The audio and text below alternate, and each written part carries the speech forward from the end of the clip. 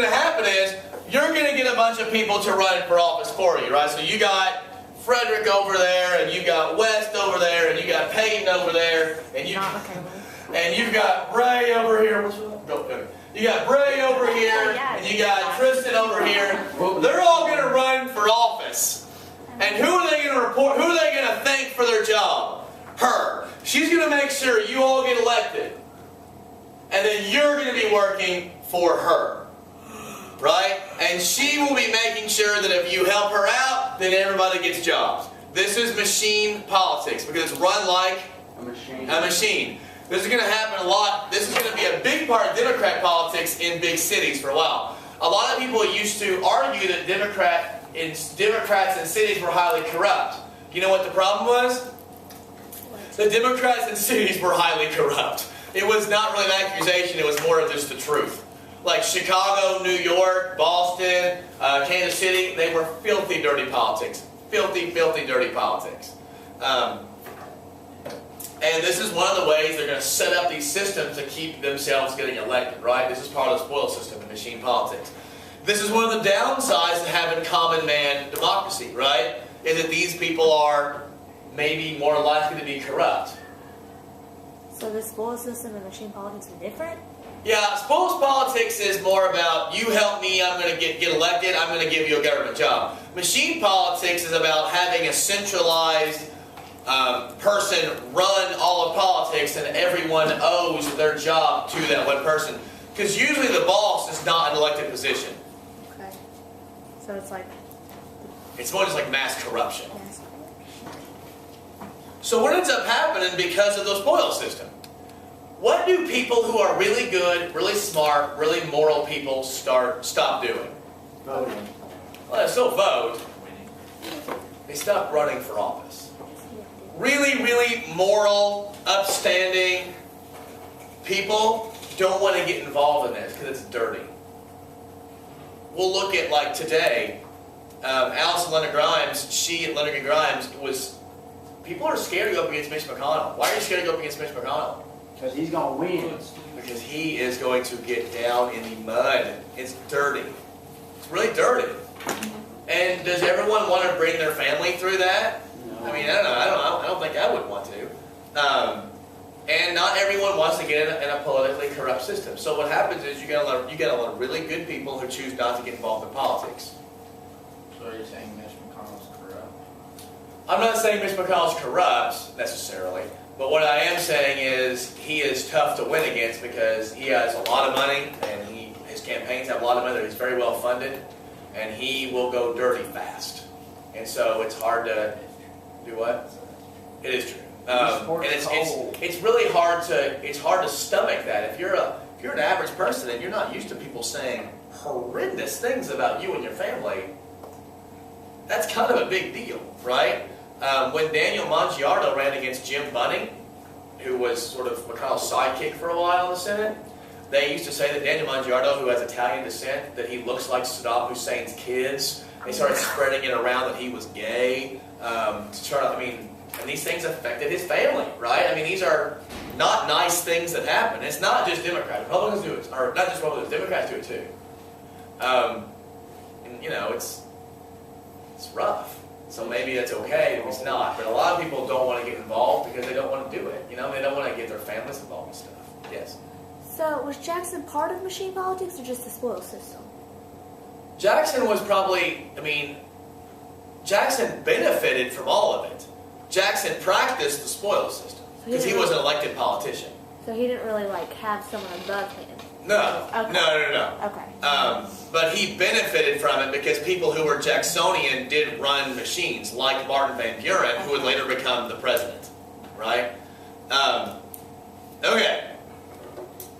Jackson thought, by the way, this was good for democracy. Let a lot of people hold office, right? Let everyone get involved in the government, even if they're not 100% qualified. Another thing that Jackson got blasted for was this thing called the kitchen cabinet, which has historically sort of been over-amplified. Doesn't every president have a cabinet? Secretary of State, Secretary of Defense, the devil back there, Secretary of War. Jackson had a regular cabinet like anybody else. But what he also had was unofficial advisors. Did you read about this?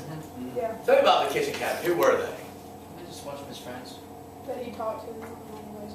Yeah, they were friends that he trusted. And why was he talking? What was the point of him having those unofficial advisors? They all agree with him. Okay, so he might not be yes men, but what did he want? He wanted their opinions. He wanted to get opinions of people, I can't. who are going to give him the truth of what's going on around the country. Trying to go to the people. Yeah, and so Like what they tell them won't hurt them, so. exactly. That kind of what I think Hallie's trying to say. This is every president does this. But Jackson was the first one to do it and talk about it. He was also the first one to get elected by common people. So they kind of told him what he wanted to hear. Well, necessarily, but he might have some of his friends live in North Carolina or Tennessee, and they're telling him this is what the average people are saying, Okay. right? They kind of keep their ear to the, to the people, keeping in touch with public opinion. His opponents didn't like this because they weren't controllable. If you're going to be in the cabinet, how do you get to be a member of the cabinet? Appointed. Who appoints you? President. But who approves you? Senate. The Senate confirms you. So the legislature actually has some sort of say over who's in the cabinet. Who has say who's an unofficial advisor? Nobody. Nobody. And Jackson's opponents didn't like the fact that this guy was getting advice from people that they had no oversight. Does that make sense? By the way, does every president do this? Of course they do. You think every president only listens to elected officials? Obama, Bush, Clinton, other Bush, all of them are the same. They all have people they trust who are not elected officials, right? Because they want to get unfiltered information. And this isn't nothing new, and it's sort of been overdone in history, but this was the kitchen cabinet crisis, that he was giving them too much power. Non-elected officials had too much power. Jackson was always blasted for having, they call him King Andrew I. He actually vetoed more laws than all the other presidents before him combined. So, right now he doesn't seem so bad. We're going to talk more about some of the things he did that Get might into the be. bank and stuff. Do what? It's like get into the bank and. Oh, yeah. We're going to talk about the bus, and we're going to talk about Native Americans and ignoring the Supreme Court. Okay, so you're already good. Tell me about Western states. Why would Western states like the idea of being able to sell off land to get government money? Because I have They have so much. They have a lot of land. Western states didn't have a lot of population, but they had a lot of land. So they didn't bring a lot of tax dollars. So what's one way they could actually get money to provide services? Sell off land. Well, in the North, Webster actually put a law out there that said states can't sell off land to raise money. Why would a Northerner say this? Because they don't got any land to Because sell. Northerners did not have a ton of extra land, right? Now, I'm an awesome artist, way better than all of you combined, so don't try to do that. All right? Here is America. Okay? Even the square stuff. West, north, south. Doesn't this look just like the United States? I think it does. Okay. Now, this is what the West did not like this. So now you have West versus North, right? West versus North. So Webster puts this out there. Now, if you're the South, and we're coming into sectionalism issues, if you're the South, who are you looking for a friend? West. You want the West to ally with you, right? So what happens is, you see Hayne, you see his name is Robert Hayne. Hayne, who's from South Carolina, takes on Webster about this issue of selling public land. And what the Webster-Hayne debates basically come down to is a giant referendum on sectionalism. Hayne starts blasting the North, and these debates in the Senate would take hours, like 4 hours. Each person would talk about this, right? This is before C-SPAN, so people were listening. And he blasted the North for being disloyal during the War of 1812. He blasted the North for these horrible, unconstitutional tariffs. He blasted the North for being,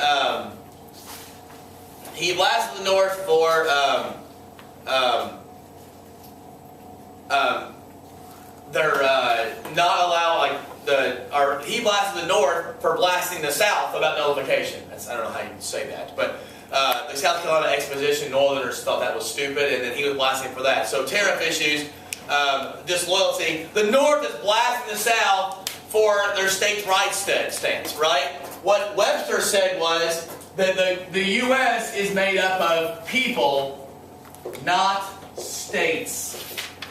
People, not states. And so what the Webster-Hayne debates, by the way, the North thought that Webster won, the South thought that Hayne won.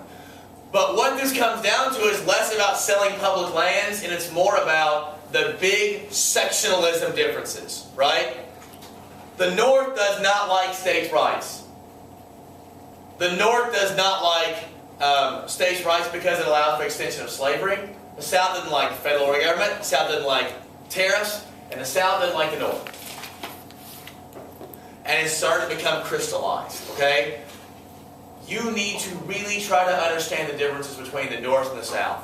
What they're thinking, why, how it affects, different types of people, politicians, because it will help make your life easier. By the way, what's going to be the last debate over states' rights versus federal government? The Civil War is going to be the final salvo, right? So when the North won, it was pretty much states' rights lost out. All right. Now, the Jefferson Day toast. Okay, this is actually kind of funny / stupid. This is in 1930.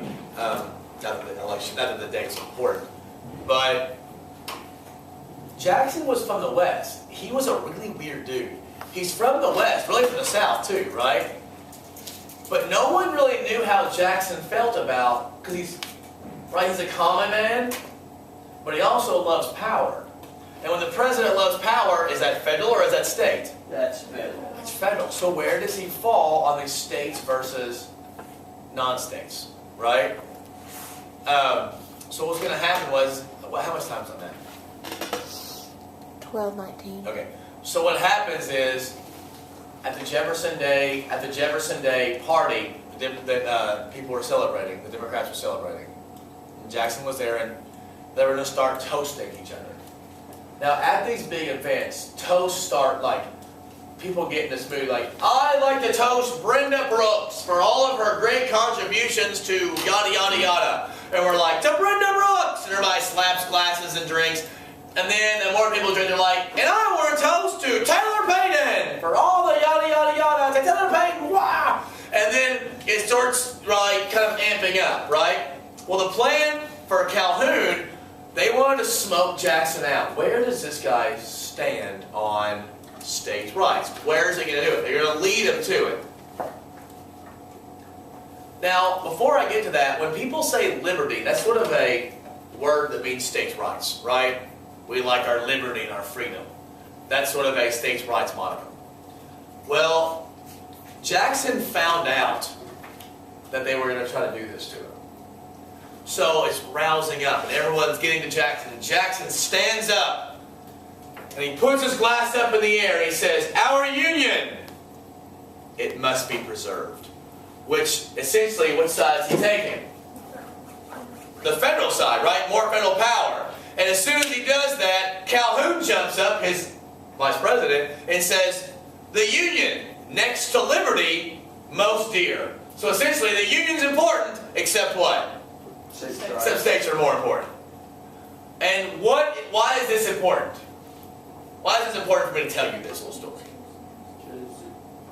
To split the national government. It's letting us know what what the big conversation's about, right? States' rights versus federal, and also which side each one of them is on. From this point on, Calhoun will only be in this government for a little bit longer, and then he's going to leave. And it's going to be a states' rights versus federal government. In fact, Jackson's going to almost invade South Carolina 3 years after this. He's going to be so pissed off at South Carolina. So we start seeing Jackson be more active, the federal government be more active. Okay? Can you already see that Jackson is a much more active president than most of the presidents we've talked about so far? Right? He's just more active.